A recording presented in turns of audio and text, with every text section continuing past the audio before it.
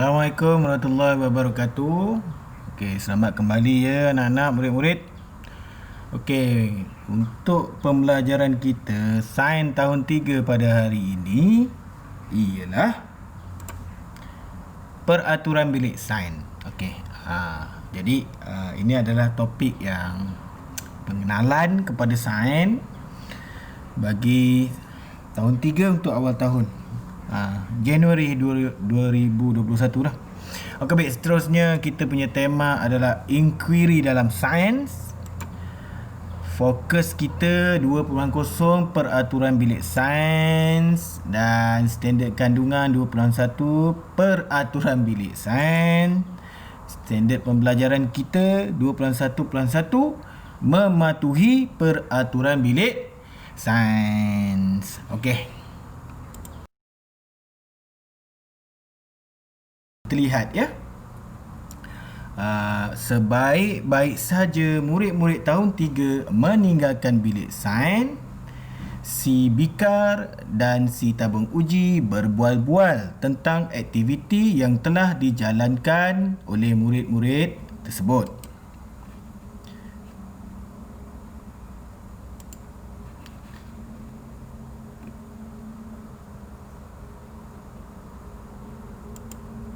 Kita lihat ya. Murid-murid tadi sangat berdisiplin. Mereka amat berhati-hati semasa menggunakan kita. Okey. Di sini Bika berkata kepada tabung uji. Okey. Mereka juga tahu bahawa kita diperbuat daripada kaca dan mudah pecah. Kita patut berbangga kerana mereka mengamalkan peraturan bilik sains dengan bijak. Kemudian di bawah ada soalan, apakah yang akan berlaku sekiranya murid tidak berhati-hati semasa mengendalikan peralatan kaca di bilik sains? Jadinya peralatan kaca seperti bika dan tabung uji kalau pecah berbahaya, okey? Akan menjadi isu keselamatan, boleh mencederakan pengguna bilik sains. Jadi perlu kepada adab dan etika dan tata cara yang betul.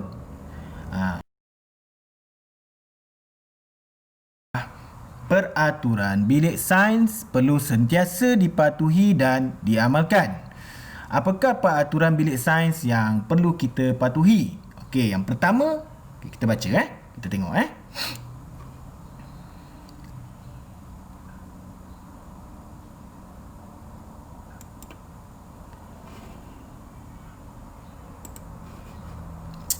membuka pintu dan tingkap sebelum memulakan aktiviti.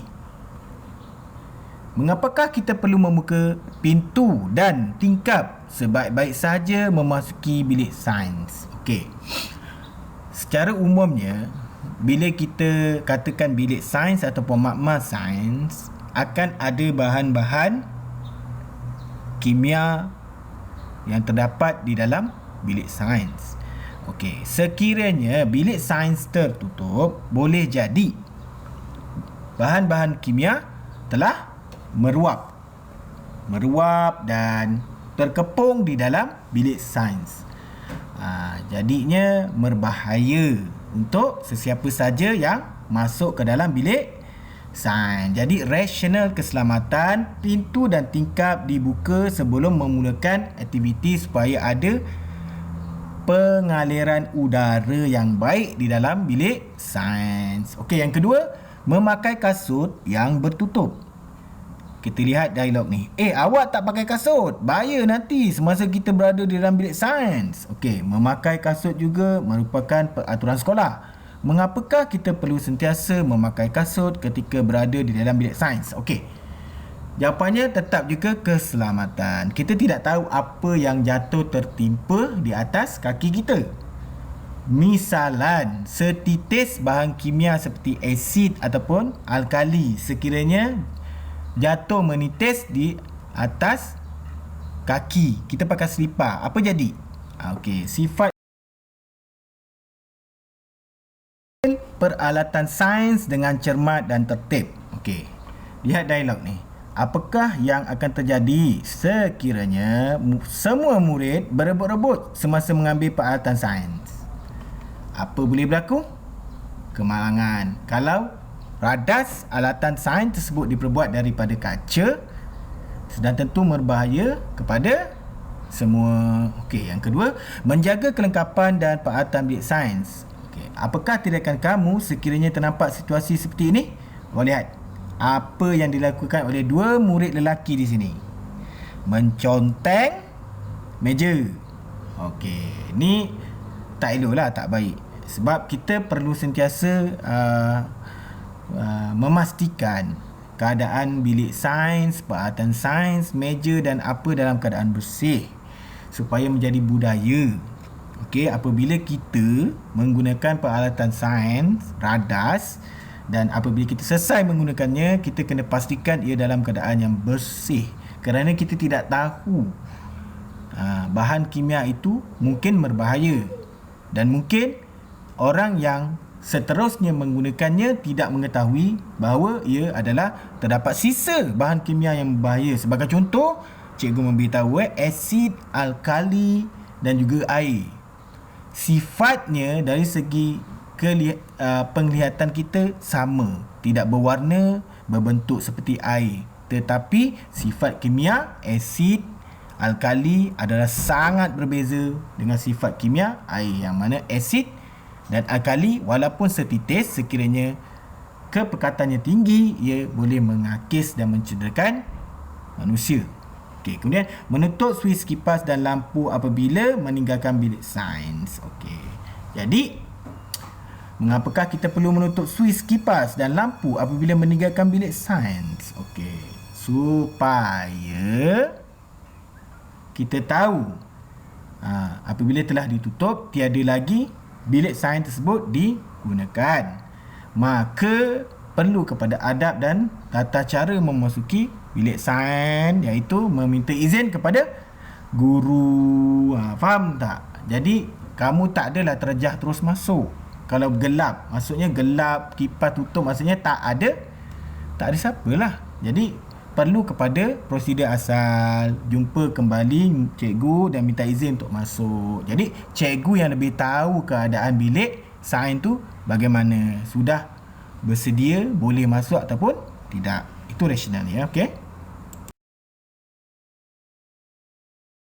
Berikut adalah checklist ataupun adakah saya mematuhi peraturan bilik sains. Jadinya ini sebagai checklist ataupun sebagai orang kata tata cara lah. Okey, adakah saya mematuhi peraturan bilik sains? Tandakan right. Okey, peraturan bilik sains yang telah kamu amalkan. Okey, yang pertama,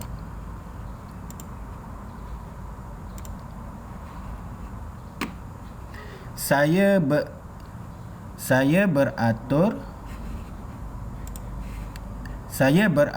sebelum memasuki bilik sains. Okey, beratur ke?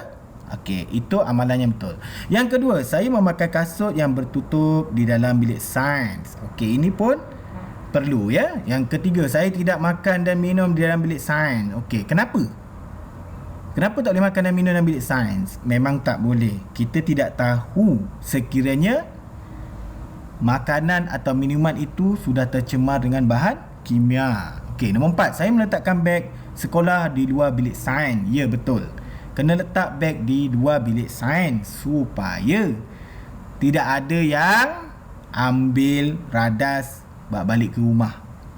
Kita tidak tahu apa yang berlaku di rumah nanti. Okey, nombor 5, saya membuka pintu dan tikap apabila masuk ke bilik sains. Okey, ini cikgu dah terangkan tadi, supaya adanya pengaliran udara yang baik. Saya tidak berlari atau bermain semasa berada dalam bilik sains. Ini juga perlu supaya untuk mengelakkan kemalangan dalam bilik sains. Nombor 7, saya mengambil peralatan sains dengan cermat dan tertib sama keselamatan supaya alat atau radas tidak rosak atau pecah yang seterusnya boleh memberi kecederaan kepada kamu. Okey, nombor 8, saya tidak melakukan aktiviti tanpa arahan guru. Benar. Ini juga perlu kepada arahan guru supaya awak tidak tersalah menggunakan alatan ataupun radas tanpa arahan guru. Dibimbangi akan menyebabkan kemalangan. Okey, 9. Saya segera memaklumkan kepada guru jika berlaku kecederaan atau kerosakan peralatan sains. Benar. Sekiranya berlaku apa-apa kecederaan atau kerosakan, perlu segera lapor kepada guru. Jangan awak mengendalikannya sendiri. Tidak boleh. Okey, peringkat awak laporkan pada guru dan guru yang akan menguruskannya. Nombor 10. Saya membersihkan peralatan sains yang telah digunakan. Benar. Kena bersihkan supaya seterusnya guru-guru ataupun murid-murid yang